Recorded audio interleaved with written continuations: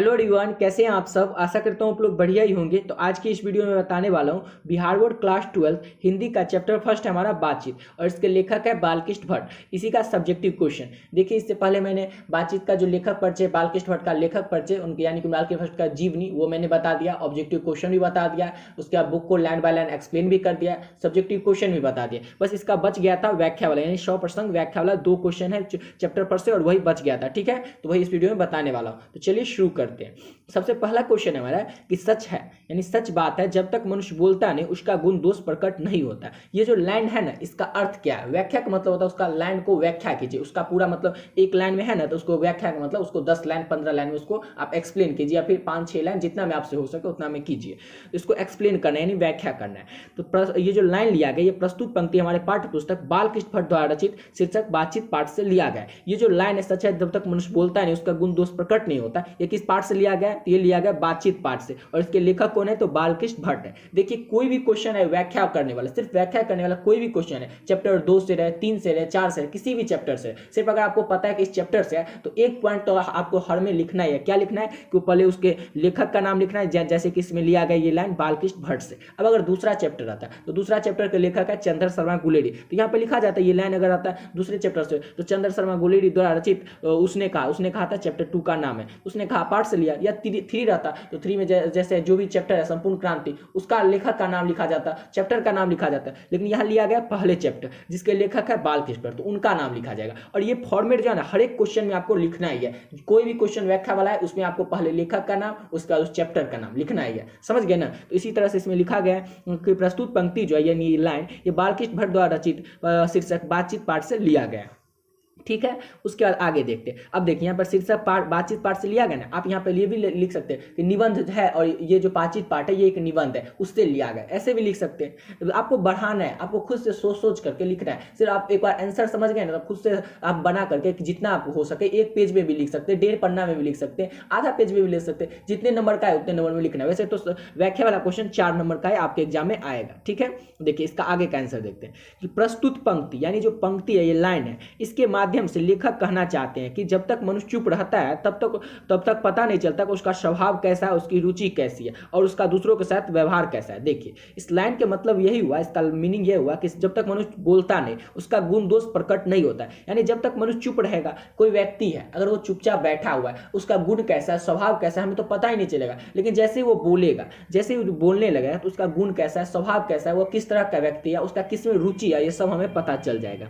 उसकी रुचि क्या है और उसका दूसरों के साथ व्यवहार कैसा है। जैसे आप कहीं जा रहे हैं, आपके बगल में कोई आदमी बैठा हुआ जो जिससे आप कभी मिले नहीं, आपके लिए अपरिचित है, ठीक है, लेकिन अगर वो कुछ बोलेगा, मतलब चुपचाप बैठा है, तो उसका तो कैसा स्वभाव है हमें कुछ नहीं पता चलेगा। लेकिन अगर आप कुछ भी बोलेगा, 1-2 मिनट भी बोल लेगा, तो आपको पता चल जाएगा कि उसका स्वभाव कैसा, अच्छे स्वभाव का व्यक्ति है कि खराब स्वभाव का व्यक्ति है, उसका दूसरों के प्रति कैसा व्यवहार है, बच्चों के प्रति कैसा व्यवहार है, आपके प्रति कैसा व्यवहार, आपके बगल में बैठा हुआ है, तो ये सब आपको पता चल जाएगा। जब वह बोलने लगता है तो उसके रूप का, गुण का, व्यक्तित्व का पता चलता है, उसके स्वभाव से हम परिचित हो जाते हैं। यानी जब वो बोलने लगता है, कोई व्यक्ति आज से अपरिचित है, लेकिन अगर वो बोलने लगेगा तो क्या पता चलेगा? उसका रूप के, उसके गुण का, व्यक्तित्व का पता चलता है। उसका व्यक्तित्व कैसा है, वो पढ़ा लिखा है, उसका व्यक्तित्व कैसा है, पढ़ा लिखा है, अनपढ़ है, कैसा है, सब आपको पता चल जाएगा। उसके बोली से, बात करने के तरीके से आपको पता चल जाएगा। उसके स्वभाव से भी हम परिचित हो जाते हैं, उसका स्वभाव कैसा है, किस तरह का, ये उससे भी हम परिचित हो जाते हैं। अतः इस प्रकार हम कह सकते हैं कि जब तक मनुष्य बोलता नहीं उसका गुण दोष प्रकट नहीं होता। देखिए यही क्वेश्चन था, देख लीजिए कि सच है जब तक मनुष्य बोलेगा नहीं, उसका बोलता नहीं, उसका गुण दोष प्रकट होता नहीं। आप खुद से बना के लिख सकते हैं ना कि जब तक ये लाइन लिया गया किससे, तो बालकृष्ण भट्ट द्वारा रचित बातचीत पाठ से लिया गया। उसके बाद आपको खुद से बना करके लिख देना है। ठीक है, अगर 2 नंबर में भी आप मान के चलिए, अगर सब्जेक्टिव क्वेश्चन में भी डाल देता है 2 नंबर के क्वेश्चन में, तो आपको खुद से बना करके लिख देना है। 4 नंबर में देगा अगर व्याख्या वाला में, तो फिर भी आपको लिख देना है। 5 नंबर में भी क्वेश्चन आ जाए फिर भी आपको से हो जाएगा। कैसे हो जाएगा? खुद से बना करके लिखना है ना कि सच है जब तक मनुष्य बोलता है उसका गुण दोष प्रकट नहीं होता है। ये लिख दीजिएगा, बालकृष्ण भट्ट द्वारा रचित शीर्षक बातचीत पाठ से लिया गया। उसके बाद खुद से बना करके लिखना है कि पंक्ति से लेखक कहना चाहते हैं कि जब व्यक्ति बोलेगा नहीं उसका गुण दोष प्रकट नहीं चलेगा, वो पता नहीं चलेगा हमें, उसका स्वभाव कैसा है, उसका दूसरों के प्रति स्वभाव कैसा है, ये समय पता नहीं चला। इसे खुद से बना करके आप लिखना है। समझ गए? सिर्फ आप लोग समझ गए, खुद से आप बना के लिख दीजिएगा। चलिए अगला देखिए दूसरा क्वेश्चन क्या है हमारा, ख नंबर क्वेश्चन, कि हमारी भीतरी मनोवृत्ति प्रतिक्षण नए नए रंग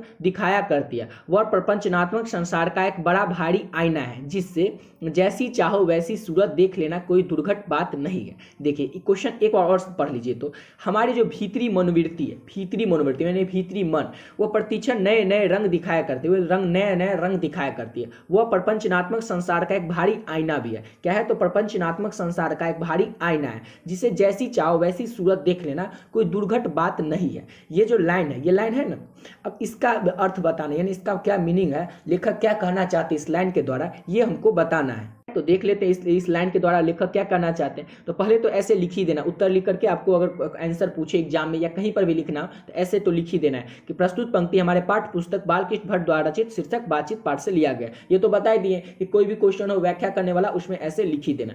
उसके बाद आगे देखिए, आप बताना है कि जो लाइन है इसके अर्थ क्या हुआ, इसका मतलब क्या हुआ, इसका मीनिंग क्या बात कह रहे हैं, मतलब लेखक इस लाइन के द्वारा क्या कहना चाहते हैं। तो प्रस्तुत पंक्ति में लेखक का कथन, कथन के जगह पर आप लोग कहना भी लिख सकते हैं कि प्रस्तुत पंक्ति में लेखक का कहना है कि मनुष्य समाज में रहता है और समाज से ही भाषा सीखता है। देखिए कोई भी व्यक्ति समाज में रहेगा, समाज में रहता है, मनुष्य जो है वो समाज में रहता ही है, कहीं पर भी रहे तो उसके आसपास तो समाज होगा ही, वो समाज में रहता है और समाज से ही भाषा सीखता है। समाज से ही क्या सीखता है? तो भाषा सीखता है यानी कि लैंग्वेज सीखता है। देखिए आप अगर गांव में रह रहे होंगे तो आप गांव का भाषा सीखेंगे, आपका जैसा समाज होगा वैसी भाषा आप सीखेंगे। आपका एक और दोस्त हो जो कहीं और रहता हो, कहीं और दूर आपसे रहता, वो जहां पर रहता होगा वहां पर का जैसा समाज होगा उससे वैसी भाषा सीखेगा। समझ गए इस लाइन का मतलब। परंतु उसके अंदर की मनोवृत्ति स्थिर नहीं रहती, लेकिन परंतु क्या, तो उसके अंदर की मनोवृत्ति, मन की स्थिति, मनोवृत्ति मतलब मन की स्थिति जो होती है वो स्थिर नहीं रहती है, वह बदलती रहती है। मनुष्य का मन की स्थिति भी गिरगिट की रंग की तरह बदलती रहती है। मनुष्य का जो मन है ना, ये क्या होता है, गिरगिट जैसे रंग बदलता है ना, इसी तरह से बदलती रहती है। मन को लेखक ने दर्पण माना है। दर्पण मतलब क्या होता है? आईना होता है, पता ही होगा दर्पण मतलब आईना। मन को लेखक ने यानी बालकृष्ण भट्ट ने क्या माना है? तो आईना माना है। दर्पण के सामने जो भी रख दो उसका बिंब बन जाएगा। बिंब बन जाएगा मतलब क्या? शैडो। शैडो मतलब परछाई। परछाई का क्या होगा? देखिए दर्पण के सामने अगर कोई वस्तु रख दे, खुद व्यक्ति कोई खड़ा हो जाए तो जैसा वो रहेगा वैसा ही दिखाई देगा। कोई चीज भी रखते हैं तो देखते हैं आईने के सामने जैसा रहता है वैसा दिखाई देता है। अगर हम खुद खड़े होते हैं तो हम जैसा है वैसे दिखाई देंगे। वैसे इसी तरह लेखक कहना चाहता है व्यक्ति का जो मन है ना वो क्या है? तो आईने की समान है। कैसे? आप देखिए, वो अच्छे बुरे का भेद नहीं करता। क्या करता है? आईना अच्छे बुरे का भेद नहीं करता, जैसा रहता है वैसा दिखाता है। वैसे ही मन उस प्रपंचपूर्ण संसार के लोगों के जैसा व्यवहार करता है, व्यवहार देखता है, वैसा ग्रहण करता चलता है। इससे व्यक्ति के संसार का वास्तविक रूप का ज्ञान होता है और लोगों की असली नकली व्यवहारों का पता चलता है। अब इसका मतलब क्या हुआ कि वैसे ही जैसे आईना जो है, जैसा उसके सामने कोई वस्तु रख दीजिएगा वैसे दिखाता है, वैसे ही मन जो है क्या है? प्रपंचपूर्ण संसार के लोगों के जैसा व्यवहार देखता है। प्रपंचपूर्ण मतलब क्या होता है? प्रपंच मतलब होता है साजिश मतलब आपके आसपास आपके समाज में जैसे लोग रहते हैं ना, वैसे हमारा मन भी उसी में ढल जाता है। जैसे अगर हमारे आसपास में अगर अच्छे लोग रहते हैं तो हम भी अच्छे बनने की कोशिश करते हैं, हमारा मन भी अच्छा होने लगता है। लेकिन अगर बुरे लोग रहते हैं तो हमारा मन भी उसी तरह धीरे धीरे ढल जाता है, बुरे हम भी बन जाते हैं। मतलब हमारा मन जो होता है वो बुरा बनने लगता है। ठीक है, यही लेखक कहना चाहते हैं। जैसा व्यवहार देखता है वैसा ही ग्रहण कर लेता है। मतलब हमारे आसपास में जैसा व्यवहार देखता है हमारा मन वैसा ही ग्रहण कर लेता है।